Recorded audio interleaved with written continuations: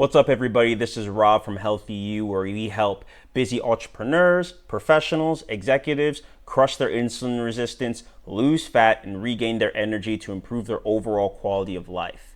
And I make these videos because there's a lot of unhealthy people in the world today, and I don't want you to be one of them. And this is going to be the start of a multi-part series where we get into what insulin resistance is, the different signs of it, and what you can do to combat it and get healthier. And I think this is going to be a lot of breaking down exactly what you can do in your lifestyle right now to get healthier. So without further ado, let's get into it, because I think whether you're a busy entrepreneur, professional, busy mom, everybody can get value from this. So let's go. We're going to explain what insulin resistance is. This is going to be a breakdown of what insulin resistance is and how it develops. And I'm not just going to get into like the nutrition, but a lot of what actually happens in your daily life as well as what's in your body. So let's get started. So the reason I'm doing this is because there's a lot of contrary advice online. A lot of people telling you that all carbs are bad, it has nothing to do with eating too many calories, to stop eating fruit, that all fat consumption is fine, and that you can eat whatever you want, or this magic supplement or medication is going to help you. Unfortunately, guys, there is like some bare bones guidelines that we need to go by, and a lot of this information is not necessarily correct or science backed. So we're going to get into exactly what foods and different things in your lifestyle are actually holding you back, as well as what the science supports. So buckle up.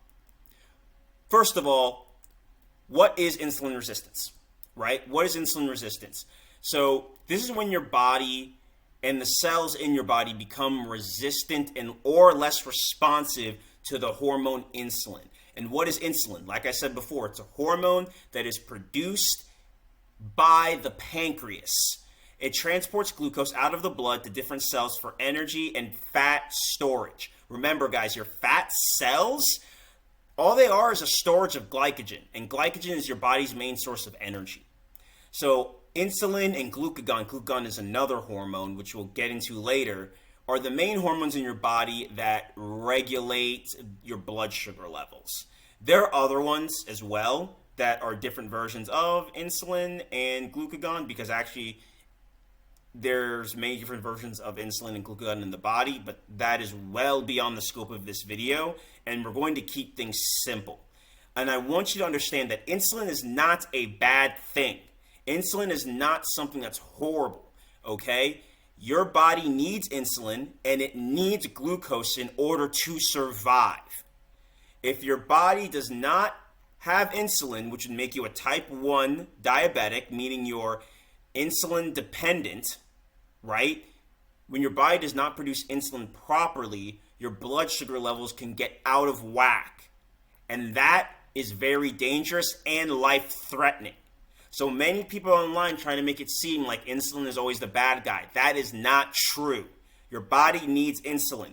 However, what happens is as your lifestyle gets out of control, your diet gets out of control, your insulin levels continue to rise. And when your insulin levels get too high, that's when things begin to go awry. So like I said before, as your body's and your body cells get more resistant to insulin, it can no longer properly regulate your glucose in the bloodstream. And that's how insulin resistance begins to start. Now, what does this lead to? This can lead to a lot of bad things. Elevated blood sugar, insulin levels, which can increase your hunger, fatigue, urination, cravings, hypertension, increased lipids, which can lead to kidney disease, fatty liver, increased fat storage, which leads to estrogen dominance, PCOS, low testosterone in men and women, skin pigmentations and tags, infections, weakened immune system. There's a lot of deleterious effects that come from insulin resistance that slowly get worse over time. The most important one, which many of you probably know and or experience, is it progresses eventually into type 2 diabetes. Well, sorry, it starts with pre-diabetes and then progresses into type 2 diabetes. And when you develop type 2 diabetes, your chances of developing all types of metabolic dysfunction go up. And that can lead to heart attack, stroke, Alzheimer's and dementia, which is now being called type 3 diabetes, blindness, neuropathy, very bad blood pressure issues within your foot, infections within your foot and limbs, and this is what can lead to amputations, permanent organ system damage. Once again, very, very bad side effects that can develop over time and that can potentially be life-threatening. So, what causes this? A lot of people will say it's a specific type of food or a specific type of, food group. Guys, what causes this is your lifestyle habits and your choices. That's all this comes down to, is your lifestyle habits and your choices. Your lifestyle and your habits what got you in this situation. Your lifestyle and your habits and your choices is what's going to get you out of it. So what are they? Your poor food choices and eating habits. Constantly snacking, eating calorie-dense, refined carbs, and high saturated fat foods. Lack of quality sleep. Constant stress and anxiety, lack of movement, and honestly, just lack of accountability and proper health lifestyle systems. I hope that makes sense, but we're going to get into more of what these things are. So, the consumption of excess calories and refined carbs and saturated fats, this is essentially what causes insulin resistance long term. Now, why this is very important is because many people just think it's carbs. And carbs, this is true, do convert into blood glucose the quickest of all the macronutrients. However, saturated fat is very important as well, because these two things together, which is what most processed foods consist of, well, sorry, not all processed foods, but many processed calorie-dense, sugar-filled foods also contain a lot of saturated fat. And what happens is these cause a lot of oxidative stress, inflammation, and have toxic metabolites that damage cells. This can lead to fat, visceral fat, and build up within the organs, particularly impair your pancreatic and your liver cell function and insulin signaling. This is very, very important because your liver and your pancreas are one of the two main organs that help regulate your blood sugar. Okay? Studies show a direct correlation between saturated fat overconsumption and the development of insulin resistance. And obviously constantly snacking, which brings your blood sugar up and down, up and down, up and down. Okay? So these are some of the studies that, break this stuff down. And I'm going to talk about that more in the next slide. But if you guys want me to send this to you, DM me on Facebook or Instagram. I'll send this whole slide deck over to you so you have the links to these specific studies where I'm getting this information from. Okay? But one of those studies broke down a single day of eating dietary fat intake, refined carbs, and whole food carbs among a healthy group of individuals to see the effect it had on their insulin sensitivity. Okay? So 15 healthy individuals that exercised at least 30 minutes 3 times a week and were non-smokers. That's the group that was studied. Each person was given a glucose intolerance test after eating 78% of calories over their caloric maintenance in, I think it was saturated fat. Yeah, after adhering to their regular diet 6 days prior, right? Remember, they also did this again with refined carbs and whole food carbs, okay? In the short term, adherence to a high-fat, high-energy diet has previously been reported to impair glycemic control and reduce insulin sensitivity within healthy individuals, not people who are overweight, within healthy individuals. Okay? A single day of high fat, high energy food consumption impairs whole body insulin sensitivity by 28%. This is important because this is more than refined carbs as well as carbs that come from whole food sources like fruit, vegetables, and legumes. All right? So saturated fat is seen to have the highest effect on your insulin sensitivity, which is why when you overeat, aka you eat too much, have a caloric surplus, and most of those foods have a high amount of saturated fat, you're setting yourself up to become insulin resistant long term. This is heavily ignored in the insulin resistance and diabetes community. Everybody thinks you can have as much fat as you want, but that's not true. The recipe is eating too many calories, too much saturated fat, and likely too many carbs on top of that. Okay? Another huge component is lack of quality sleep. Most of your hormones are regulated by your circadian rhythm. All right? So when you don't get enough deep sleep or quality REM sleep, a lot of the hormones in your body are thrown off. When you are underslept, your body cannot properly recover from the day before and becomes overworked and less efficient. What does that mean? Like I said before, your hormonal signaling becomes impaired. I used to have sleep apnea, and a lot of other people do as well. Sleep apnea, insomnia, narcolepsy, these are growing disorders, and this heavily affects your metabolism, hunger, insulin production, and much more. And these are some of the studies that I got this information from. So once again, if you want the slide deck, which has the links to these studies, I'll put them in the description, but also DM me on Instagram or Facebook, and I'll send this over to you. So, but to reflect on what I said before, the worse your sleep is, the worse your glucose metabolism is, which will raise your insulin levels as well and throw off your insulin signaling. Now, stress and anxiety, this is another one. Huge. A lot of us live very stressful lifestyles, especially if you're a busy entrepreneur, busy professional that works a lot of hours. You're constantly stressed because you're trying to balance your personal obligations as well as your career obligations. Okay? And what happens is this can lead to elevated cortisol chronically. So once again, there are several molecular systems in the body that influence stress levels, but cortisol is one of them. That's the stress hormone. When your body is fight or flight mode or constantly under stress, this raises your glucose levels. Why? Think about it. When you're in stressful times, your body wants to have a quick access to energy in order to fight through whatever obstacles it needs to in real time. So this is especially true when you're constantly stressed. Your body's trying to access different energy stores in order to get you out of stress mode, aka overcome whatever obstacles are in front of you.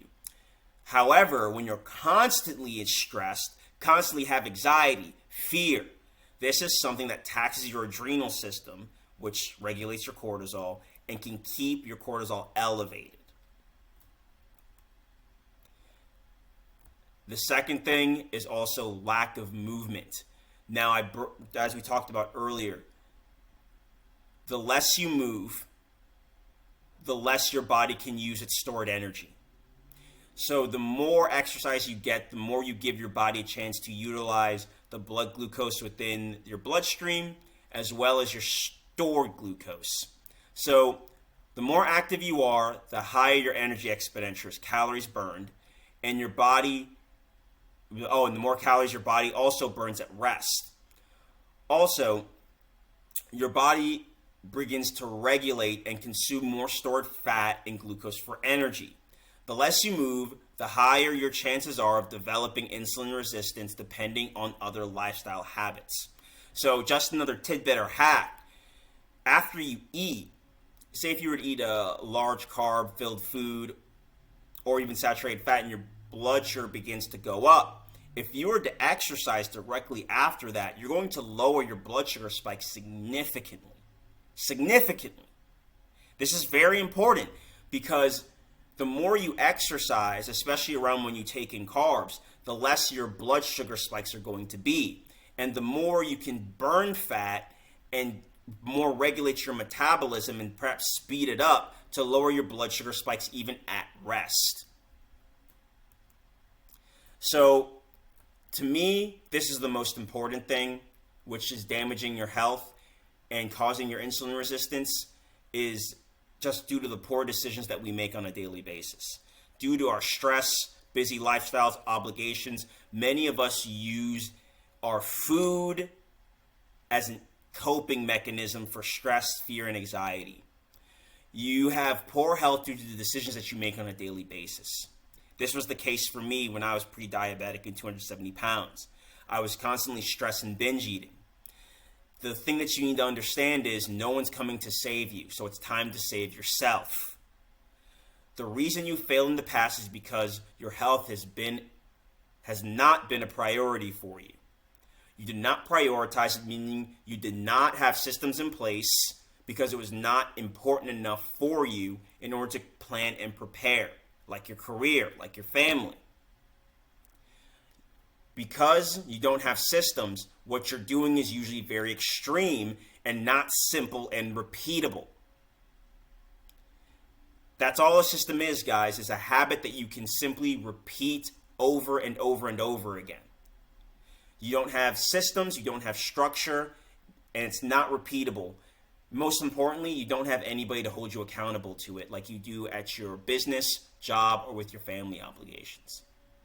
And that's the biggest thing that's holding you back from achieving the health goals that you want, being healthy, regaining your energy, and losing fat.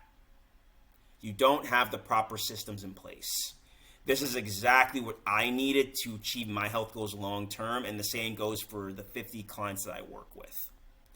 But this is what causes insulin resistance long term, and this is what you need to understand going forward. So what can you do?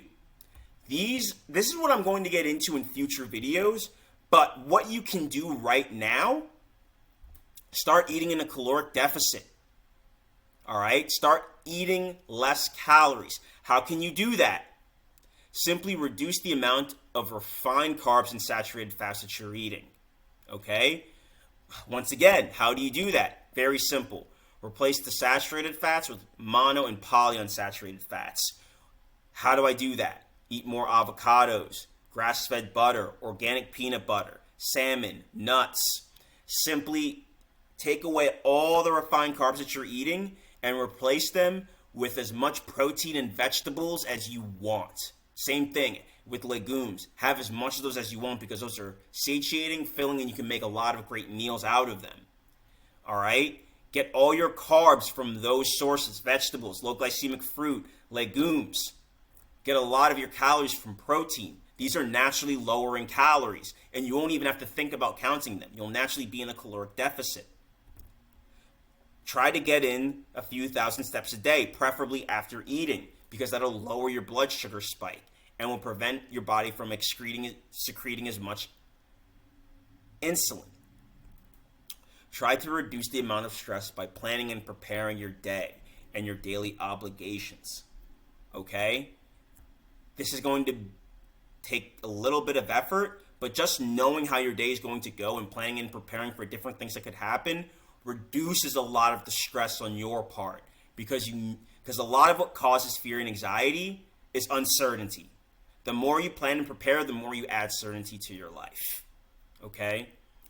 And the most important thing is, I understand if you weren't armed with the information before this video, but now you have some idea of how to combat this. And we're going to get into each one of these things in its own video going forward.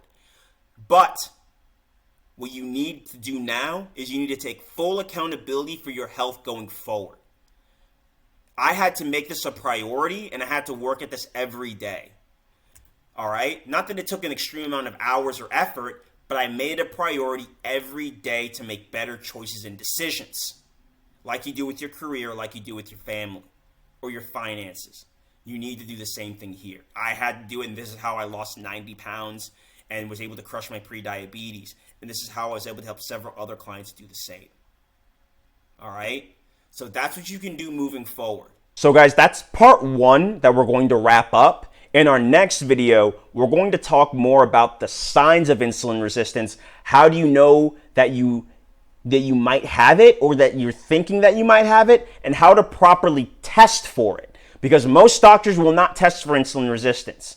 I'll share with you what doctors usually test for, which you can ask your doctors for, and maybe how you can get even private testing to ensure that you have it, to see if you have it on your own. And it may cost a little bit of money, but this will add some certainty to your life and help you figure out where you are on the scale of insulin resistance and how bad it can potentially be.